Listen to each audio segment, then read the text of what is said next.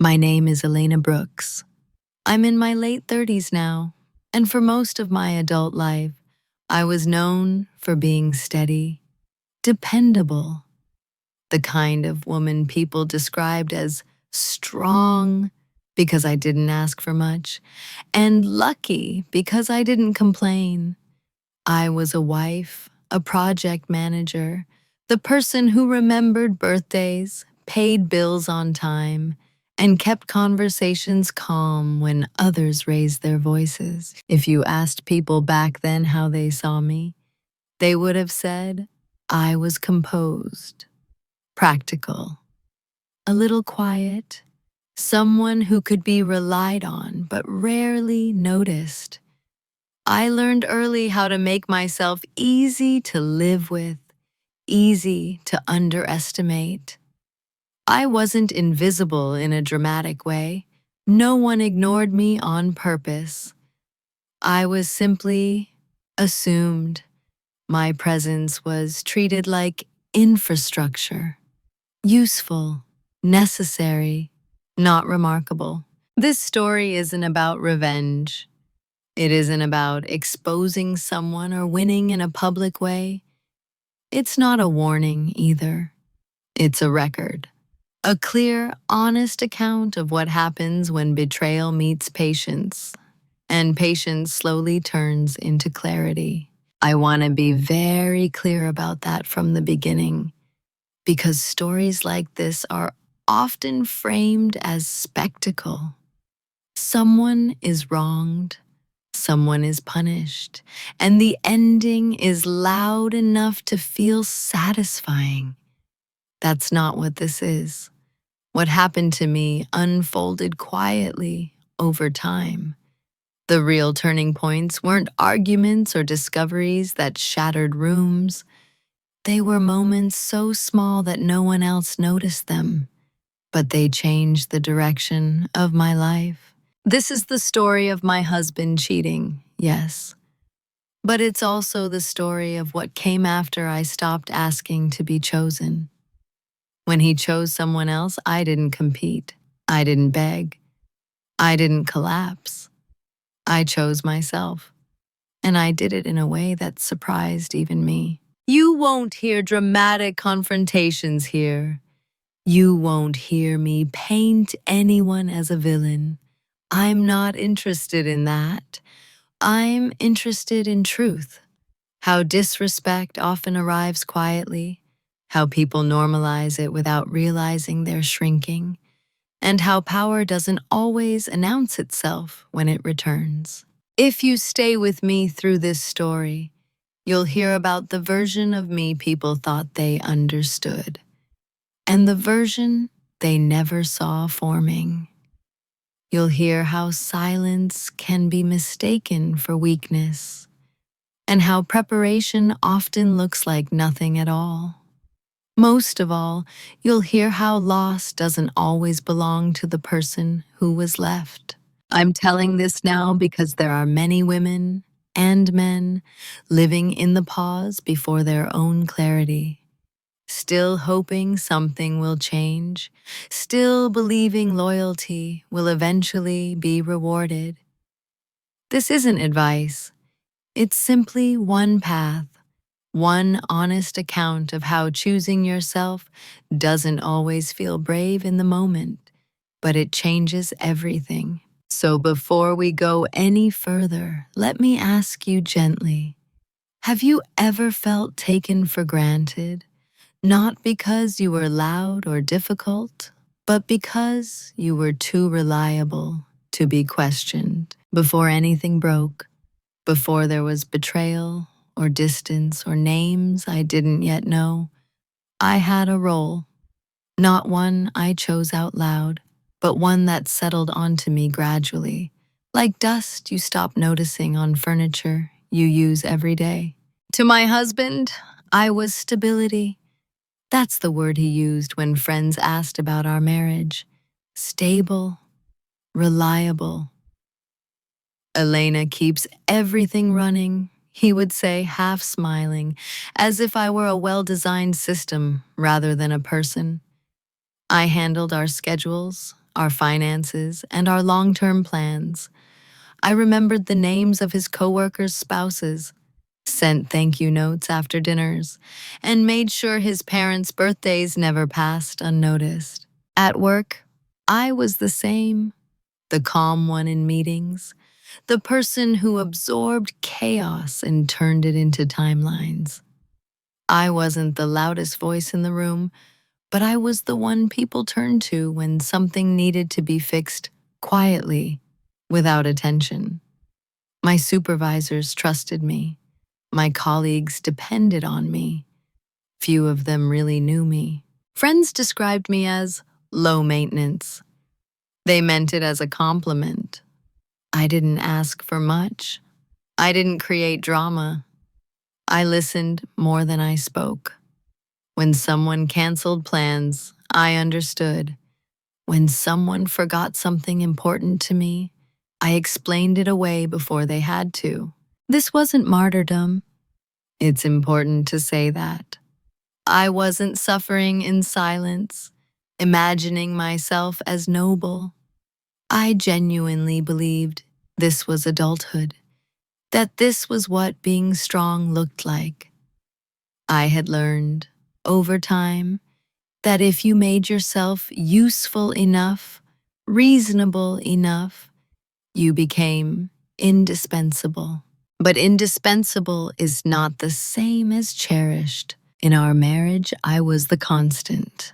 The person who would still be there no matter what kind of day he'd had, what mood he was in, or how distracted he became. I adjusted myself without thinking, my tone, my expectations, my timing. If he was stressed, I stepped back. If he was distant, I filled the space with normalcy. People didn't mistreat me. That's the subtlety of it. There was no cruelty anyone could point to. No raised voices, no insults, just an assumption that I would accommodate, that I would wait, that I would understand. And because nothing was wrong enough, I never questioned it. I remember dinners where conversation drifted around me, not through me. I was included, technically, asked questions, nodded at, but rarely invited into the center of things.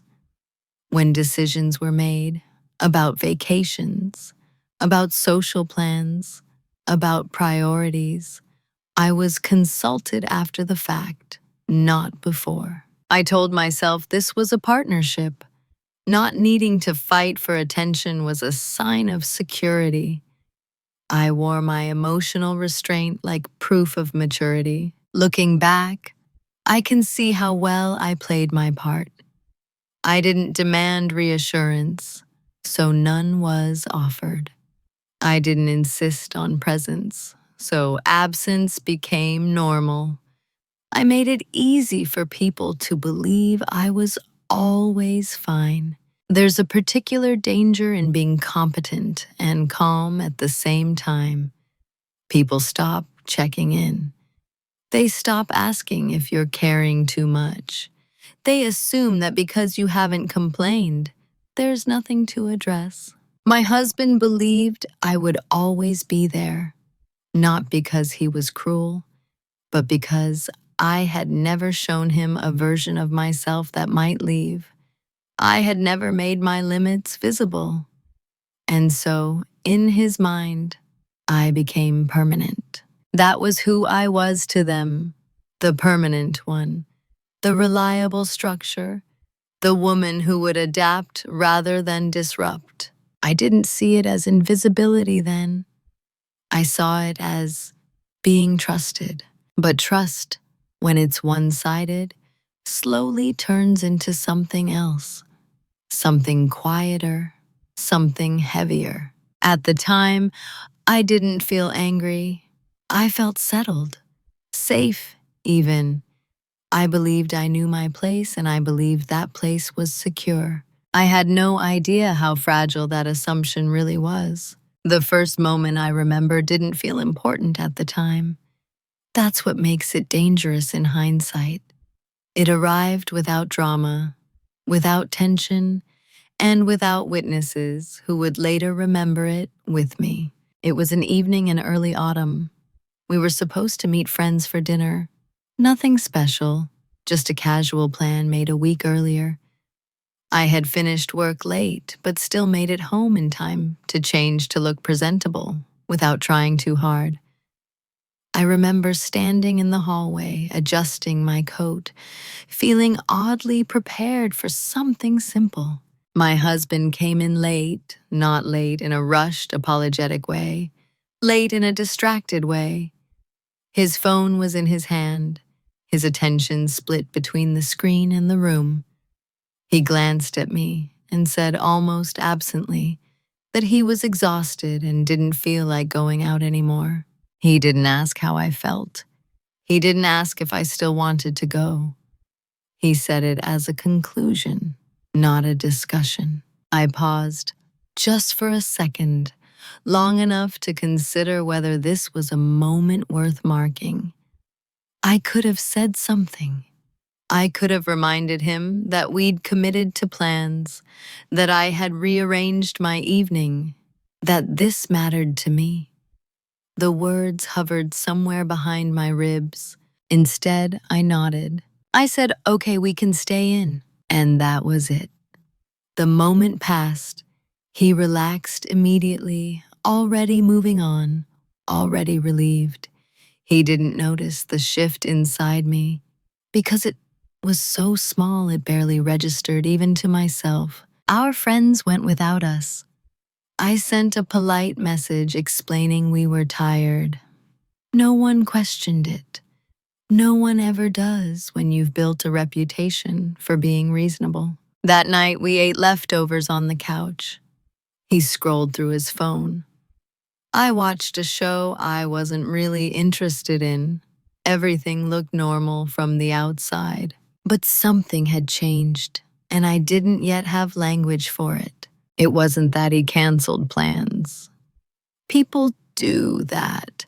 It was the way my presence in the decision felt optional, as if my time were a flexible resource rather than something shared. What unsettled me most was how quickly I had erased my own reaction. I didn't feel hurt in a sharp way.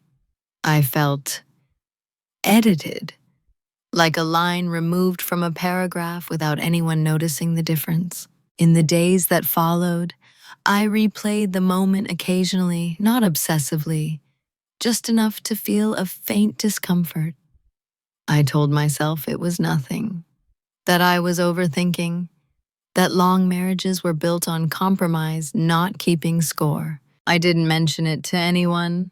There was nothing to mention, really. If I had tried to explain it out loud, it would have sounded petty. So I folded it inward and moved on. That's how small cuts work. They don't demand attention. They wait. A week later, something similar happened. A conversation was interrupted. A decision made without me. A joke that landed just slightly at my expense, followed by a smile that suggested I was supposed to find it harmless. Each time, I responded the same way, with grace, with understanding, with silence, and each time, I felt that same subtle dislocation. Not pain, exactly. More like being shifted half an inch to the side of my own life. Everyone else ignored these moments. Why wouldn't they? I did too. There was no argument to point to, no wrongdoing to correct, nothing that required an apology. But I noticed something else. How quickly my husband adjusted to my compliance, how natural it became for him to decide first and inform later, how little resistance it took for a pattern to form. Patterns don't announce themselves, they begin as exceptions. I started to pay attention, not in a suspicious way, not yet. just in the way you notice a draft in a room you've always assumed was sealed. I didn't confront him. I didn't accuse. I didn't change my behavior outwardly at all. But somewhere inside me, a quiet record began. And once you start noticing what gets recorded, you can never fully go back to not seeing it. What followed wasn't a collapse. It was a smoothing over, a gradual adjustment that made everything look fine, while something important was being worn down underneath. Once that first small cut healed over without anyone acknowledging it, the others came more easily. They blended into daily life. A changed plan here, a decision made elsewhere and delivered to me already finalized. A conversation that ended before I finished my thought. None of it was hostile. That was the part I kept clinging to. There was no anger in his voice, no deliberate cruelty. Just efficiency, momentum, a sense that things moved faster when he didn't have to slow down and include me fully. I told myself this was temporary. Stress at work, fatigue, the natural ebb and flow of long relationships. I had explanations ready before the questions even formed. When he forgot something important to me, I reminded myself of all the things he remembered. When he seemed distant, I told myself closeness didn't need to be constant to be real. I became very good at balancing the evidence, always in favor of normalcy. The truth is, I had learned long ago how to make myself smaller without feeling like I was disappearing. I framed it as maturity, as patience, as being the kind of partner who didn't make everything about her feelings. So when he interrupted me mid-sentence and changed the topic, I let it go. When he checked his phone while I was speaking, I paused until he looked up again, then continued as if nothing had happened. When he made plans that affected both of us and told me afterward, I adjusted my schedule. I told myself I was choosing peace. What I didn't admit was how often I swallowed the urge to say, "That matters to me." How often I decided it wasn't worth the potential discomfort. I didn't want to be the person who complained about invisible things. There's a particular loneliness in that choice. You're surrounded by people, engaged in routines, maintaining relationships. But you're also constantly negotiating with yourself about what's acceptable to feel. Friends saw us as solid, comfortable. We didn't fight in public. We laughed easily. If anyone had asked me whether I felt disrespected, I would have been genuinely confused by the question. Because disrespect, when it's subtle, doesn't feel like an attack. It feels like being gently edged out of frame. I noticed how often I anticipated his needs and moods, and how rarely the reverse happened. I noticed that my flexibility had become an expectation rather than a kindness. And still, I stayed quiet. Not because I was afraid of him, but because I was afraid of being too much, too sensitive, too demanding. I had internalized the idea that strong women didn't require reassurance, that asking for consideration was a sign of weakness. So I normalized what should have been questioned. I remember one evening when he canceled another plan. This time, something I had been looking forward to for weeks. I felt the disappointment rise, sharper than before. It surprised me. I almost said something. Instead, I smiled and said, "It's fine. We can do it another time." He accepted that answer with relief so immediate it told me everything. My acceptance had become the solution. That night, Lying awake beside him, I realized something quietly devastating.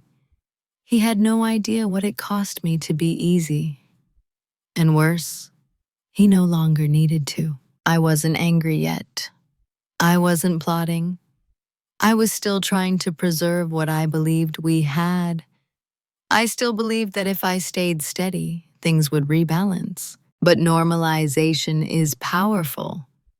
Once you accept a certain level of disregard, it becomes the baseline. Anything better feels like a bonus.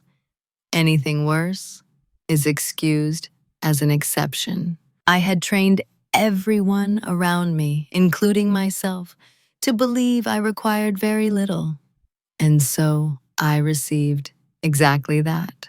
Looking back, this was the phase where my silence stopped being neutral. It began to participate. I was still present, still kind, still functional, but a quiet question had started to form beneath everything else. If this is what being valued looks like, why do I feel so absent from my own life? There is a moment, not dramatic, not cinematic, when you realize that the people around you are interacting with a version of you that no longer feels yours. For me, that realization arrived not as a shock, but as a quiet recognition. I began to see the role I had been given. In my marriage, I was the anchor, the one who kept things steady so others could move freely. My husband talked about his ambitions, his frustrations, his ideas. I listened. I supported. I adjusted my expectations around the weight of his focus.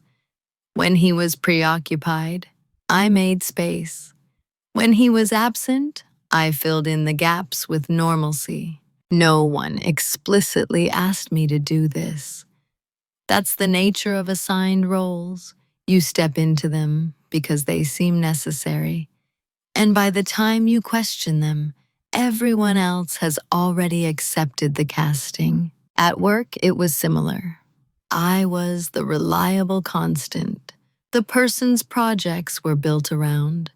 When someone else missed a deadline, I absorbed the pressure. When something went wrong, I fixed it quietly.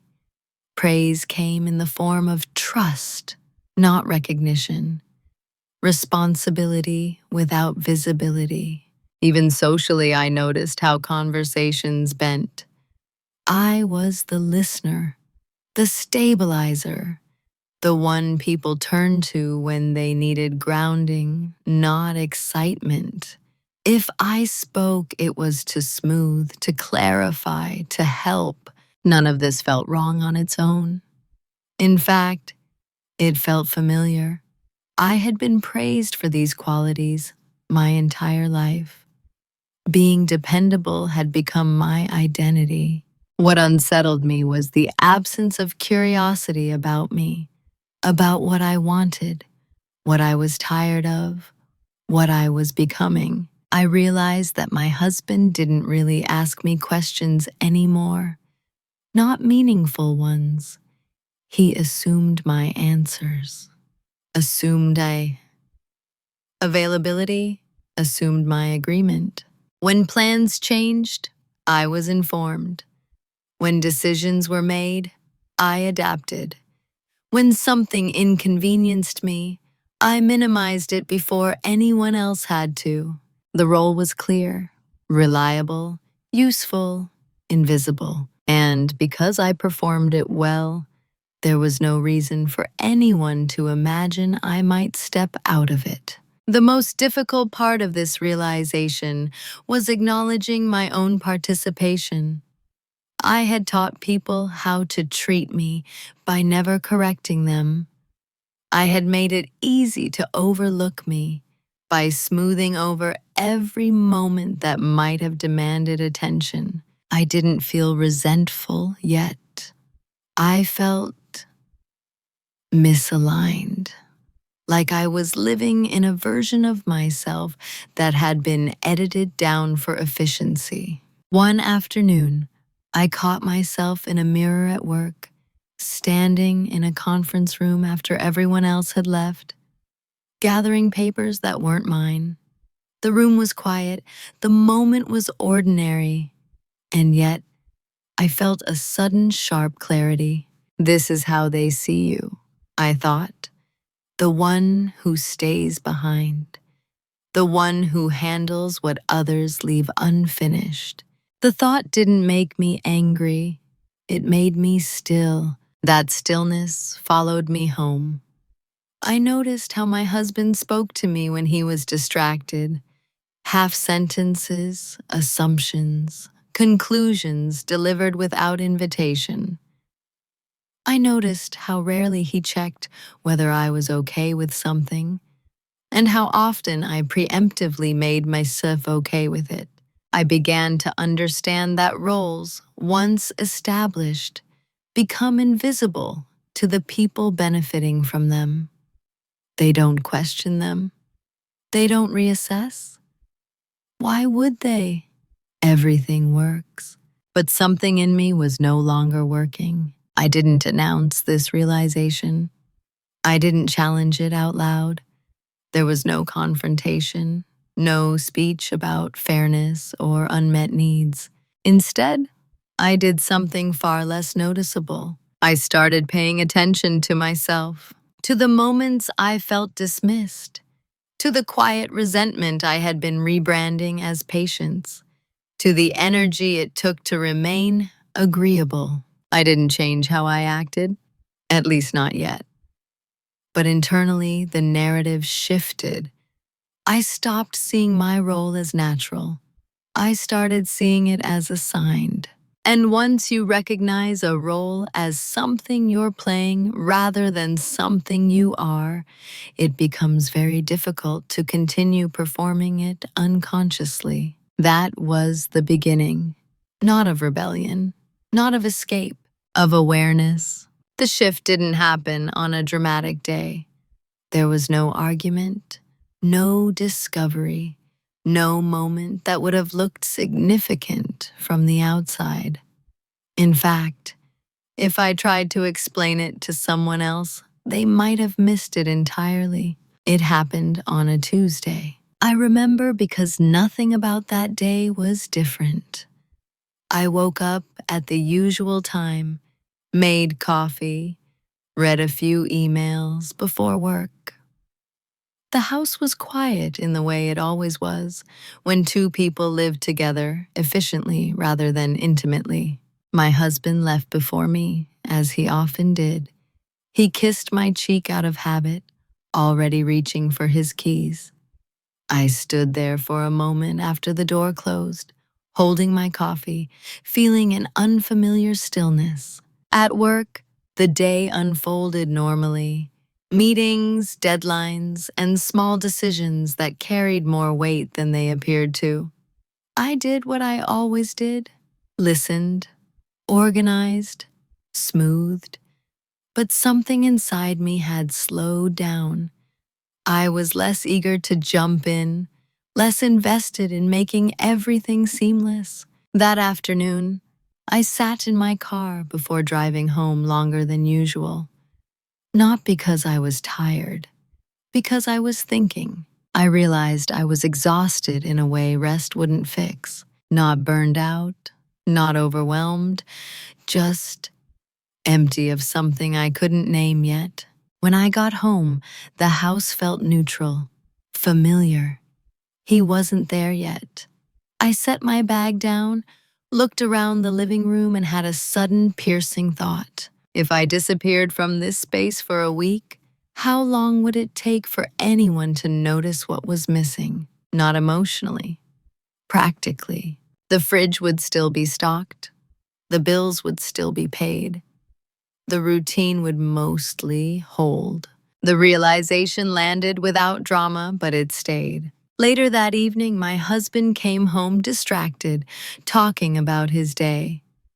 I listened, nodded, and responded at the right moments. At some point, he mentioned canceling another plan we had discussed earlier that week. He said it casually, as if it were already settled. I felt the familiar instinct rise, to adapt, to reassure, to make it fine. This time I paused. I didn't confront him. I didn't argue. I simply said, I had been looking forward to that.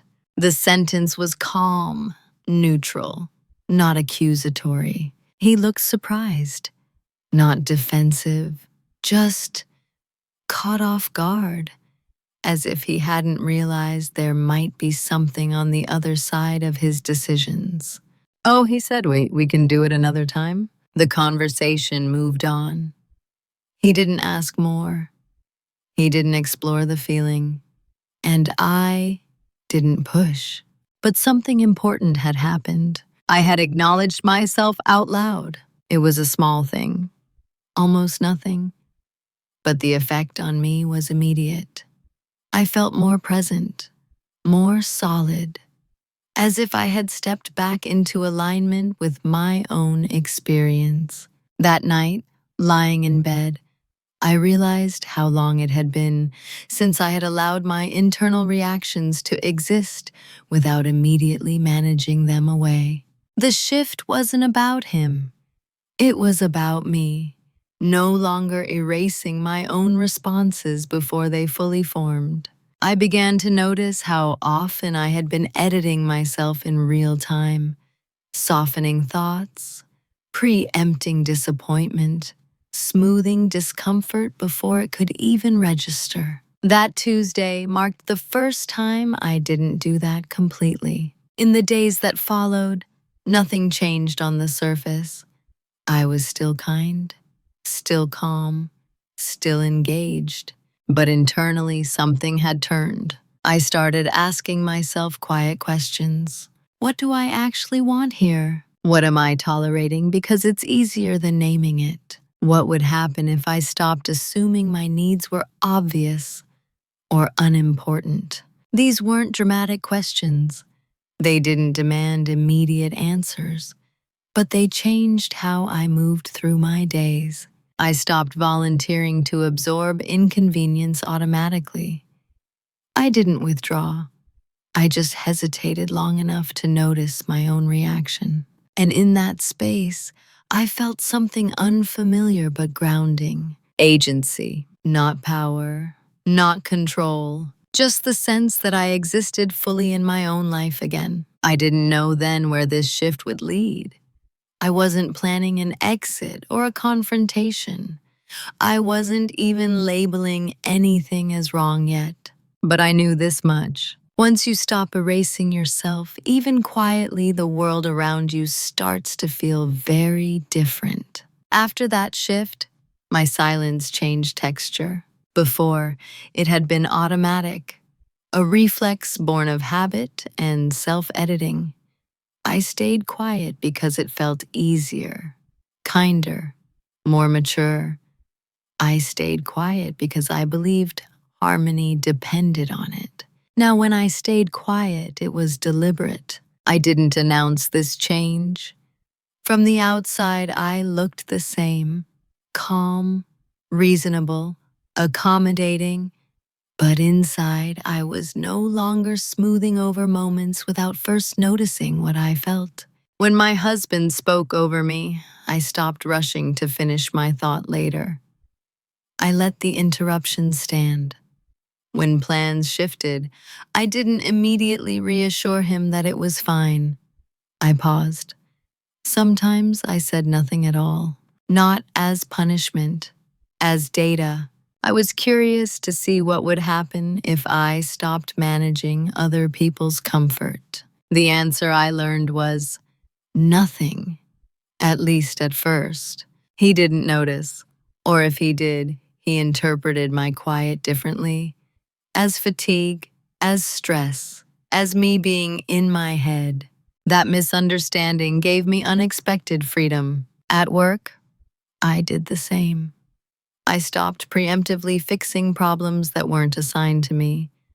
I still did my job well, exceptionally even, but I no longer rushed to catch every falling object. I let a few things drop just far enough to be noticed by others. No one accused me of slacking. They simply adjusted. Meetings took longer. Responsibilities redistributed themselves. I observed how quickly systems change when one person stops compensating silently. What struck me most was how often silence was mistaken for weakness. When I didn't react, people assumed agreement. When I didn't object, they assumed acceptance. When I didn't explain myself, they filled in the blanks in ways that suited them, and I let them. This wasn't manipulation, it was a restraint. I wasn't hiding my thoughts. I was choosing when to give them voice. I was learning that not every truth needs to be spoken immediately to be honored. At home, my husband began to talk more, fill the space more. He narrated his thoughts, his frustrations, his plans. I listened, not in the way I used to, anticipating needs and solutions, but attentively, neutrally. I asked fewer questions, offered fewer fixes. I wanted to see him clearly, without my interpretations cushioning everything. I noticed changes I hadn't before. How often he assumed I would adjust. How rarely he paused to check whether I was aligned. How easily my quiet was absorbed into his momentum. None of this made me angry. It made me focused. Silence, when chosen, becomes a lens. I began writing things down, not accusations, observations, dates, patterns, moments where my presence was assumed rather than engaged. The notebook stayed tucked away. No one knew about it. It wasn't evidence. It was clarity. And with clarity came calm. I felt less reactive, not more. Less desperate to be understood, less invested in correcting perceptions. There was something grounding about knowing I didn't need to explain myself in order to exist fully. My husband started interpreting my quiet as distance. He asked once, lightly, if everything was okay. I said yes, and it was true. Everything was okay in a way it hadn't been before. Because for the first time in a long while, I wasn't trying to preserve an image. I was simply paying attention. Silence gave me time. Time to see how dynamics really function without my constant participation. Time to understand where I stood when I wasn't holding everything in place. Others thought I was withdrawing. They thought I was tired. Some probably thought I was being passive. They were wrong. I was becoming deliberate. And once silence stops being fear-based, it becomes very powerful. Not because it controls others, but because it anchors you to yourself. I didn't know yet what I would do with what I was learning.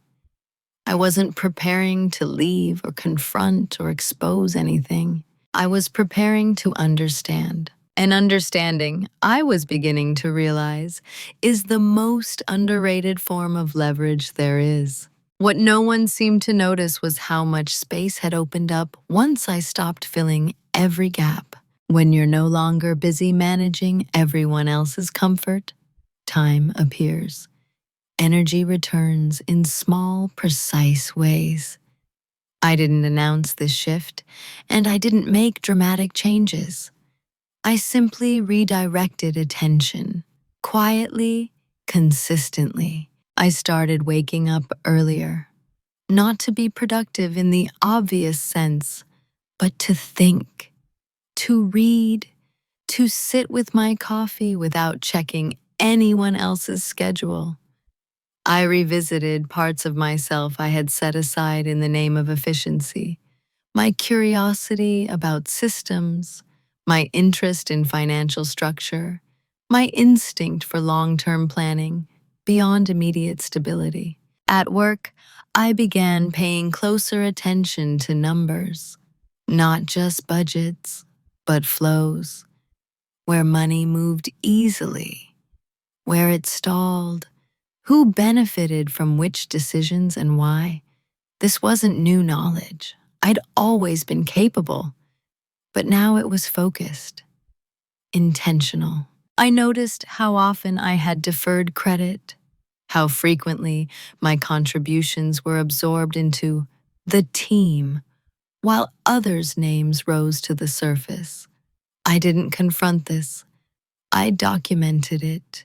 Emails, project histories, timelines, quite proof of consistency and impact. At home, I became more observant than ever, not suspicious, precise. I noticed when my husband took his phone into another room, noted how often he angled the screen away, how he suddenly guarded his schedule with vague explanations. None of this triggered panic. It simply confirmed patterns that had already been forming. I didn't follow him. I didn't check his messages. I didn't need to.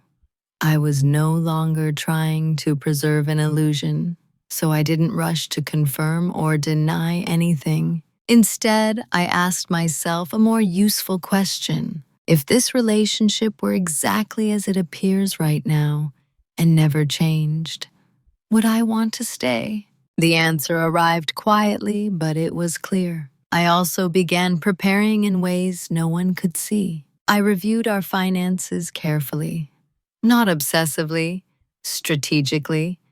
I made sure I understood every account, every obligation, every long-term projection. I learned which assets were shared, which were individual, and where my leverage actually lay. I didn't move money. I didn't hide anything. I simply became informed. Knowledge, I learned, changes how you breathe.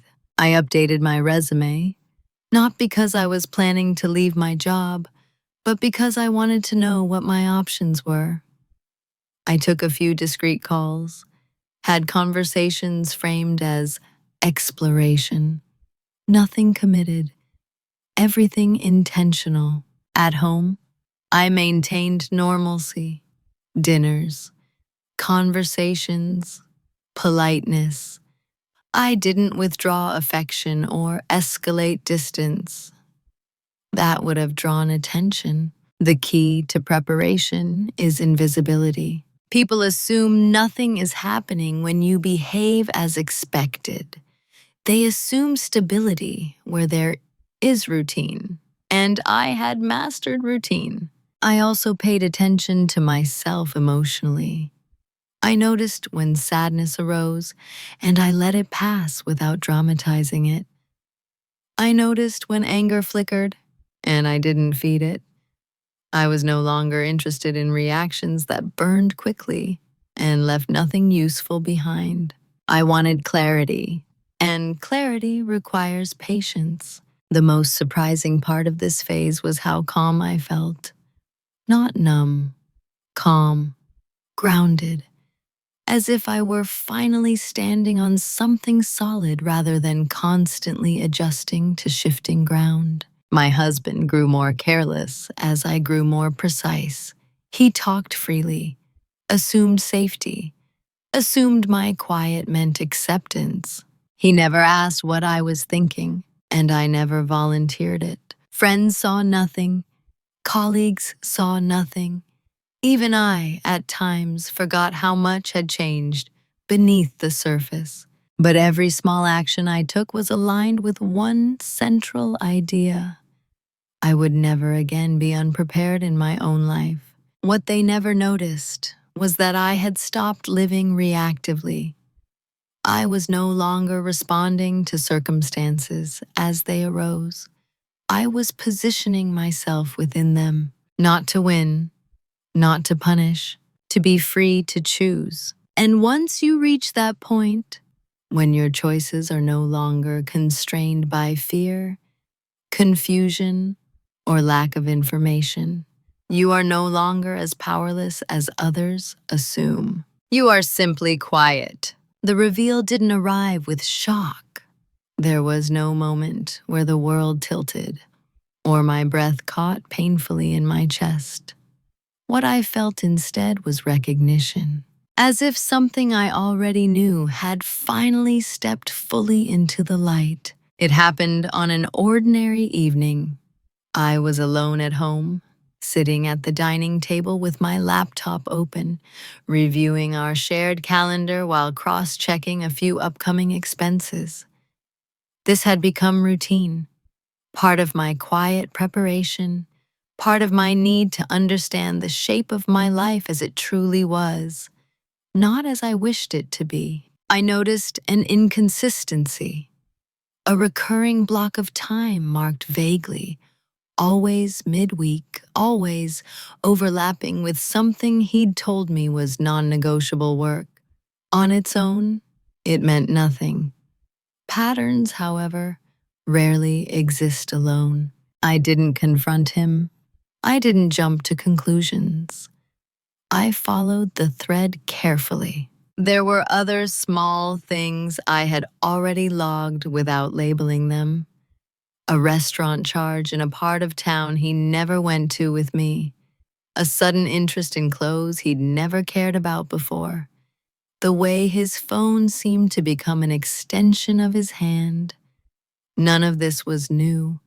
What was new was my willingness to see it without rushing to explain it away. The confirmation came quietly, almost gently. An email notification appeared on the shared tablet we used at home.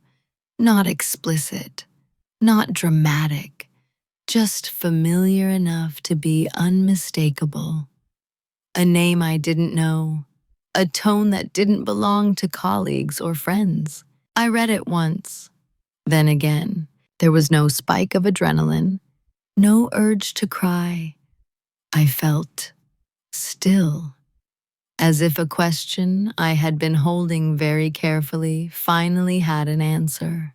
I closed the tablet and sat there for a long time. What surprised me most was not the betrayal itself, but how little it hurt compared to how much clarity it brought. The confusion lifted instantly. The small cuts, the distance, the assumptions, they aligned into a coherent picture. I didn't feel chosen over. I felt confirmed. He had chosen someone else, yes, but long before that, he had stopped choosing me in small daily ways. This wasn't a rupture. It was a reveal. I didn't gather evidence. I didn't screenshot messages or track movements. I didn't need proof for court or confrontation. I needed understanding for myself, and I had it. That night, he came home late. He spoke casually, asked about my day. I answered calmly, normally. He had no idea that anything had changed. And in a way, he was right. Everything had already changed. I went to bed that night with a sense of peace that startled me. Not relief, not resolve, peace. The kind that comes when uncertainty dissolves and you finally know where you stand. I realized something important in those hours of quiet. Discovery does not require reaction.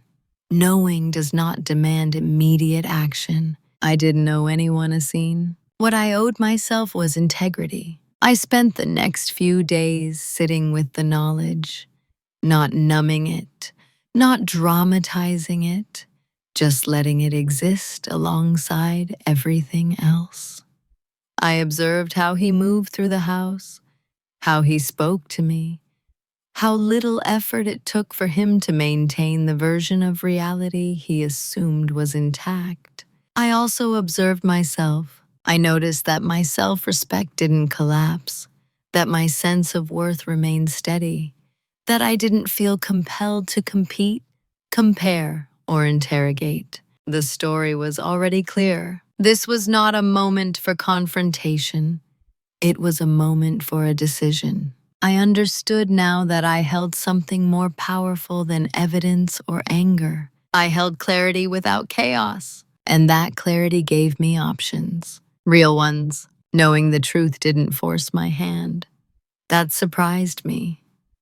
I had always assumed that discovery would come with urgency, decisions demanded, conversations unavoidable. Instead, I found myself standing at a quiet intersection with time on my side. I had options, real ones, and for the first time in a long while, I could evaluate them without fear clouding my judgment. I could confront him immediately, lay everything out, demand explanations, apologies, promises. That path was familiar, culturally approved. It would have given me the illusion of control, even if it changed nothing. I could ignore it, continue as before, pretend nothing had shifted, while slowly dissolving inside. That was the easiest option in the short term and the most expensive in the long run. I could leave quietly, without explanation, detach emotionally and practically, allowing the truth to remain unspoken. That path tempted me with its clean lines, but something about it felt incomplete. Or I could choose something else entirely. I spent days thinking, not obsessing, but weighing. I considered what each option would cost me, not financially, not socially, but internally.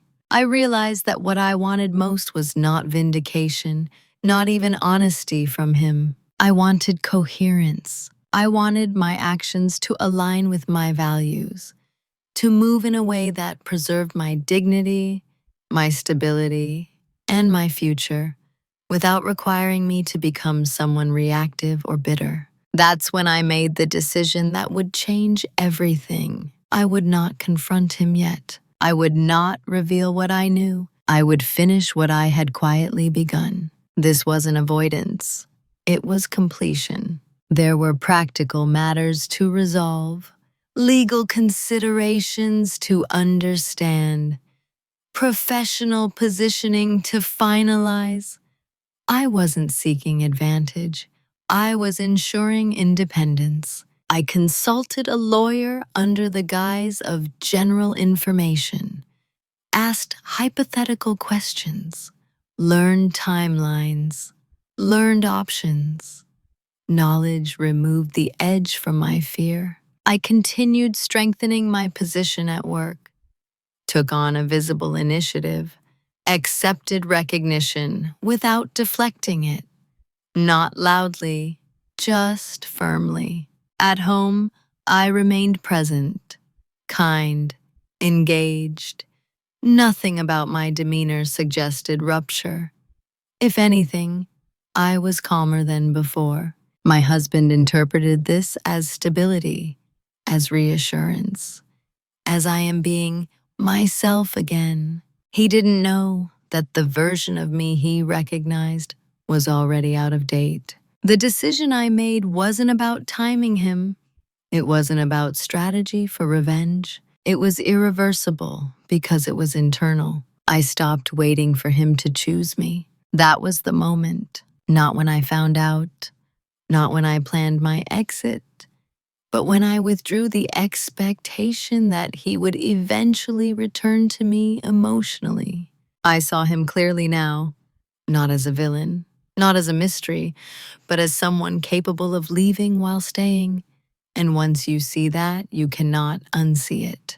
This decision freed me from negotiation, from hope as a form of delay, from the exhausting labor of emotional anticipation. I no longer wondered what he would do. I focused on what I would do. And that focus brought a surprising sense of calm. I didn't feel powerful in a dramatic way.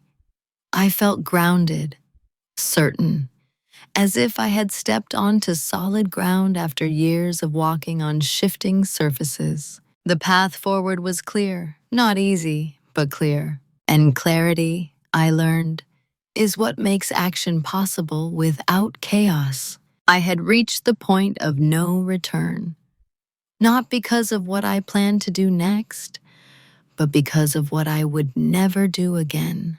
I would never abandon myself to preserve a version of peace that required my erasure. That decision had already been made. Everything that followed was simply execution. Once the decision was made, everything slowed down and sharpened.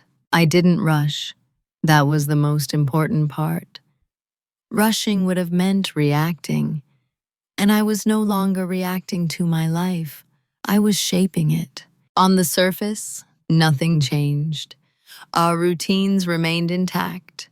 We still ate dinner together, still talked about ordinary things, still shared space without tension. If anything, the absence of conflict made our life look even more stable from the outside. That illusion worked in my favor. Behind that calm, I moved carefully, methodically. Every action had a purpose, but none announced itself. I finalized my understanding of our finances. I made copies of documents, not to weaponize them, but to ensure I was never dependent on access controlled by someone else. I organized information the way I always had, clearly, responsibly, without drama. I adjusted small things that no one would notice at first. I redirected part of my income into an account that existed only in my name, not hidden, just independent. I updated beneficiaries, reviewed insurance, quiet acts of adulthood that most people delay because they assume permanence.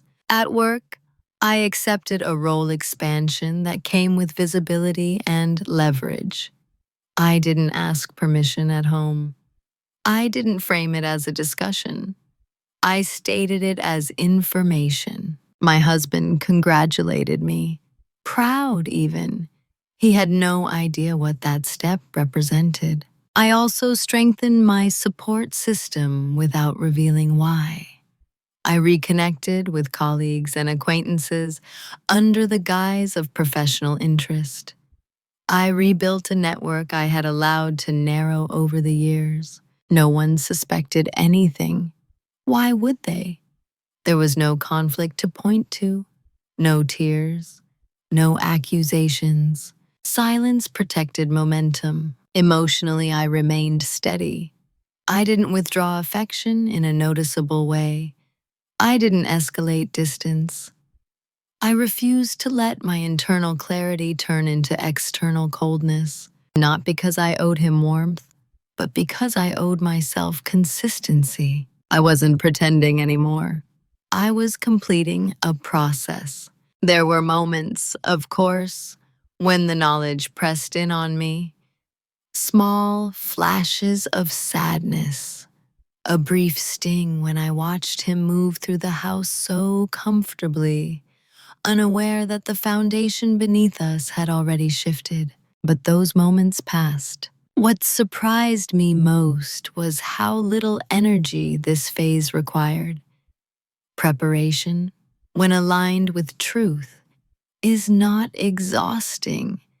Living in denial had cost me far more. Each quiet step I took reinforced a sense of self-trust. I wasn't waiting for permission. I wasn't hoping for change. I wasn't bargaining with reality. I was moving forward. The world around me didn't notice, and that was the point. Because consequences rarely begin with noise. They begin when one person stops holding everything together. I knew that once I stopped compensating, financially, emotionally, structurally, others would eventually feel the shift. They just wouldn't understand it yet. And I was okay with that. I wasn't trying to teach anyone a lesson. I wasn't trying to be seen as right. I was building a life that no longer required me to stay where I was no longer chosen. Quietly, completely. Consequences don't always arrive as punishment. Sometimes they arrive as an absence. The first signs were subtle enough that no one connected them to me. A missed detail here, a delayed response there. Small disruptions in the rhythm of daily life that had once run smoothly without effort. At home, things stopped aligning automatically. Bills still got paid, but not invisibly. Appointments still got scheduled, but not seamlessly. Social obligations still existed, but someone else had to remember them. My husband noticed, vaguely, that things felt off. He mentioned it once, casually, said he felt distracted, overloaded. I listened. I didn't rush to fill the gaps. At work, the shift was clearer. When I stopped quietly absorbing other people's mistakes, the system adjusted, but slowly. Deadlines stretched. Meetings grew longer. Questions that once landed on my desk began circulating without resolution. People started asking where things stood, not accusatorily, just uncertainly. I answered directly. I provided what I was responsible for. I did not volunteer what I was no longer carrying. The difference between contribution and compensation became visible. And once that difference emerges, it cannot be unseen. Emotionally, I felt something unexpected, relief, not because others struggled, but because their struggle was no longer evidence of my failure. It was simply the result of a system recalibrating without my constant intervention. At home, my husband grew more restless. He asked more questions, not about us, about logistics, about schedules, about things he had once assumed would take care of themselves. I responded politely. Briefly, I did not over-explain. He mistook this for a distraction on my part. Stress at work, perhaps. He told himself a story that allowed him to remain comfortable. That story began to unravel when the convenience he had relied on no longer materialized. It wasn't that I refused to help. I simply stopped preempting. The emotional consequence arrived later. He began to sense distance, not as coldness, but as a shift in gravity. Conversations felt different. I was present, but not anchored to his reactions. I listened, but I no longer absorbed his moods. This unsettled him. People often don't notice your strength until they have to carry their own weight. Friends commented on how calm I seemed, how focused. Some said I looked lighter, more of myself. They couldn't articulate the change, but they felt it. My husband felt it too. But without context, he started reaching for reassurance. Small gestures, questions framed as jokes. "You're quiet lately," he said once, smiling. "Everything okay?" I answered honestly, yes, because it was. The consequences weren't dramatic. They didn't announce themselves. They accumulated. Comfort eroded. Assumptions failed. The ease of being supported without noticing began to disappear, and with it, something else faded. His certainty, not about me leaving, but about me staying no matter what. That certainty had been the true foundation of our life together. And now, without confrontation or accusation, it was dissolving. I didn't feel triumphant. I felt aligned. This was the cost of taking myself seriously, and for the first time I was willing to pay it. By the time he realized something was wrong, he was already behind the moment. Not behind in the sense of timing, but behind in understanding. The first sign of panic didn't look like fear. It looked like confusion. He began double-checking things that had once simply worked. Asked questions he hadn't needed to ask before, paused, mid-sentence, as if waiting for cues that no longer arrived. "What's our plan for next month?" he asked one evening casually. I told him what my plan was. He blinked, not alarmed, just recalibrating. It still hadn't occurred to him that the structure of our life had shifted. He assumed it was temporary, a phase, stress, something that would rebalance itself once things settled down. That assumption was the last thing to go. He began offering small gestures, dinners out, thoughtful comments delivered a beat too late. He paid more attention to my schedule, asked how my day had been, and waited for the answer. I noticed all of it, and I understood something important. Attention, when it arrives only after withdrawal, is not repair. It's a response. He wasn't addressing the cause. He was reacting to the effect. The irony was quiet, but absolute. For years, I had adjusted without acknowledgement. Now, he was adjusting without comprehension. One night, he said, "You feel different lately." I nodded. "How?" he asked. I paused, not to protect him, to respect myself. "I'm clearer," I said. He laughed lightly, unsure what to do with that. About what?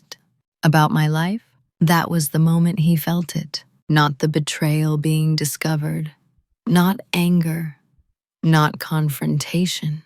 Loss of access. He tried to move closer emotionally after that. Shared more. Asked questions that hinted at concern without naming it. But there was an underlying urgency now, a sense that something essential was slipping beyond reach. What he didn't understand was that this wasn't a problem to be solved. It was a reality to be faced.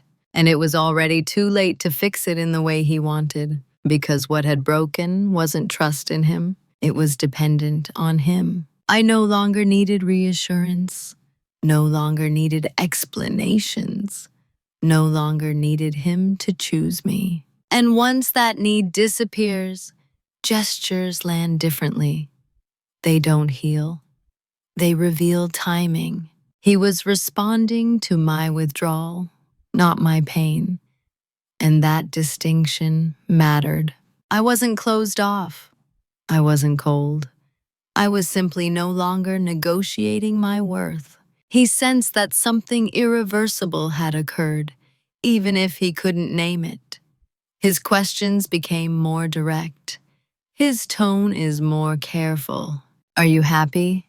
he asked one evening. The question would have undone me once. Now, I answered honestly, "I'm at peace." That frightened him. Peace doesn't invite fixing. It doesn't bargain. It doesn't wait. He had been given years of opportunity to see me clearly, to engage before distance turned into clarity. But comfort had delayed his awareness. By the time he noticed the shift, I was no longer standing where he could reach me emotionally, not because I had moved away, but because I had moved inward. And that is a distance no one can cross for you. The confrontation, when it finally came, was nothing as people imagine. There were no raised voices, no accusations hurled across a room, no tears demanding answers. If anything, it felt restrained, almost formal, as if two people were finally acknowledging a truth that had been present for some time. It happened on a quiet evening. He asked if we could talk.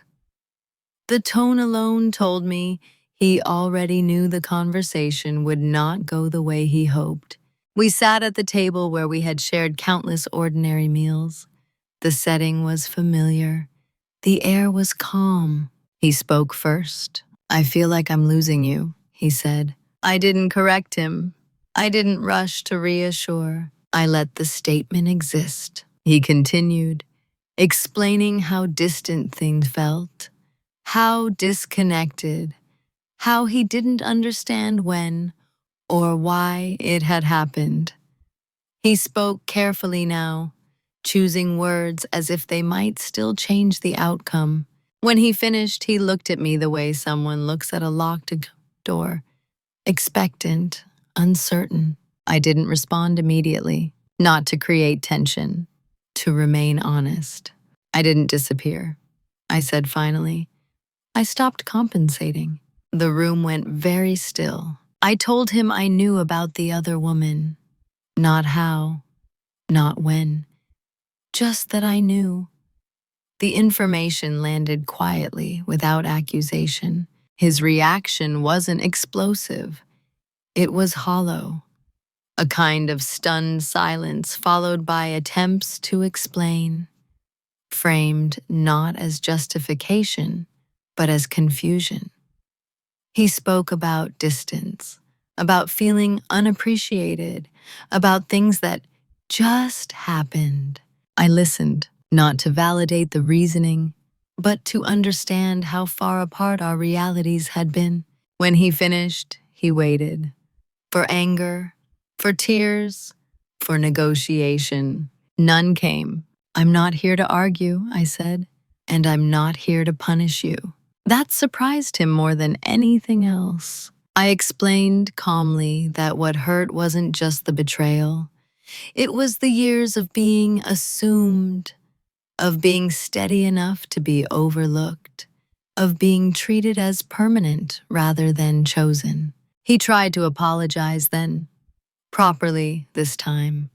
Promised change, promised effort, promised presence. I believed his sincerity, and still it didn't change my answer. Why now? I asked him, not angrily, just clearly. Why only after I stopped holding everything together? He didn't have a response. That was the truth he couldn't avoid. I told him I wasn't interested in rebuilding something that required my silence to survive, that I had already done the work of returning to myself, and I wasn't willing to undo it. There was no triumph in saying that, just finality. He asked if there was anything he could do. I shook my head. Not for us, I said. The conversation ended without closure in the way people expect. No dramatic resolution, no mutual understanding wrapped neatly in forgiveness. Just clarity. When we stood up, I felt something unexpected. Gratitude. Not for what had happened, but for the way it ended. Calm, honest, without spectacle. I didn't need him to regret his choices. I needed to respect mine, and I did. After everything ended, people expected a transformation they could see. They expected anger or sadness, worn like armor. They expected me to speak differently, dress differently, rebuild myself in obvious ways.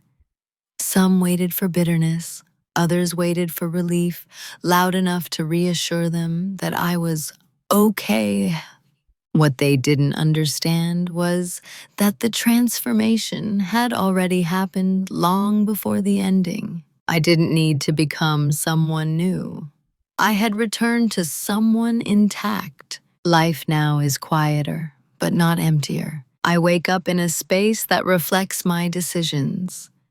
My days have a rhythm that doesn't revolve around anticipation or adjustment. I no longer ask myself how to be less.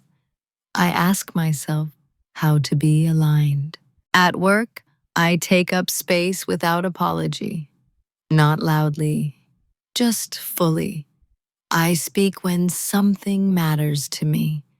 I don't soften my contributions in advance. I let my presence be what it is.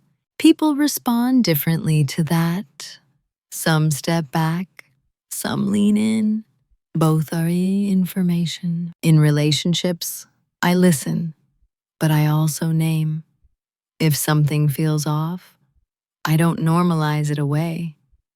I don't assume it will resolve itself if I remain agreeable long enough. I trust my perception. That trust is the real success of this story. I didn't win anything in the conventional sense. There was no public reckoning. No moment where he begged and I refused. No visible proof that choosing myself paid off. And yet, everything changed. I feel steady in a way I never did before.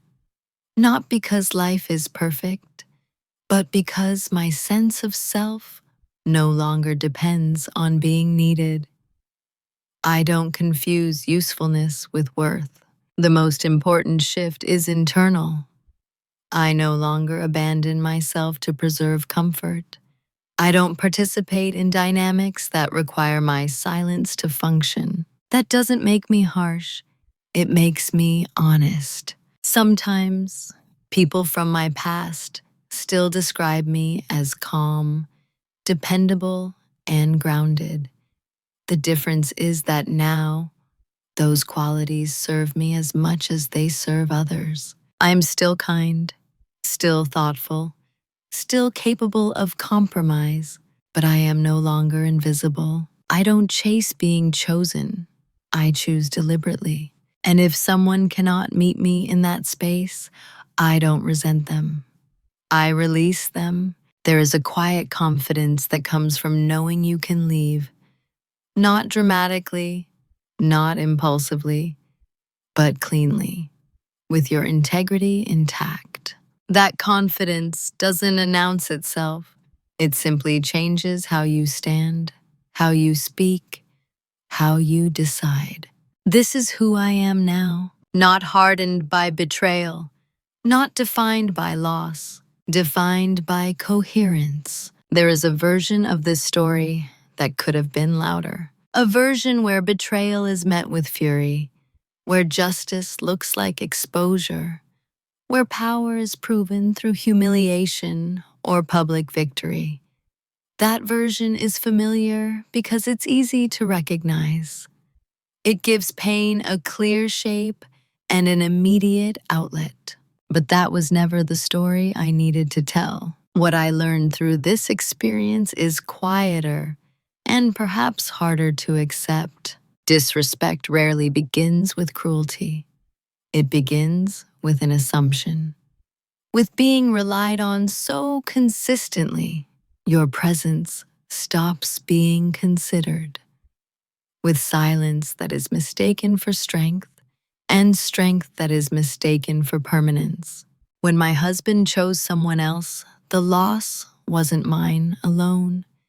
It was mutual, but asymmetrical. I lost a relationship that no longer reflected me. He lost access to someone who had held his life together without demanding recognition. I didn't take anything from him. I simply stopped giving what had been taken for granted. Choosing myself didn't look like confrontation. It looked like preparation, like patience, like refusing to rush clarity for the sake of comfort. Success, in this context, isn't about thriving visibly. It's about standing in your life without negotiation. About knowing that if everything familiar disappeared tomorrow, you would still recognize yourself. There is a quiet power in not needing to be chosen once you've chosen yourself, not because it makes you untouchable, but because it makes you honest. If there is a moral here, it's not about leaving at the first sign of discomfort or about enduring endlessly in the name of loyalty. It's about paying attention to what your silence is costing you. Because silence is not neutral. It either protects you or it erases you. And the moment you realize which one it has become, you have a responsibility to yourself. Not to react, to decide. I don't regret how I handled this. I don't regret the restraint, the quiet, the absence of spectacle. I moved in a way that allowed me to walk away without carrying someone else's shame or anger as my own. That, to me, is emotional justice. If this story resonated with you, I want to ask you something. Not as a call to action, but as a moment of reflection. Where in your life are you being counted on so completely that no one is checking whether you still want to be there? And what might change if instead of waiting to be chosen, you chose yourself, calmly, clearly, and without apology? I'd love to hear your thoughts in the comments.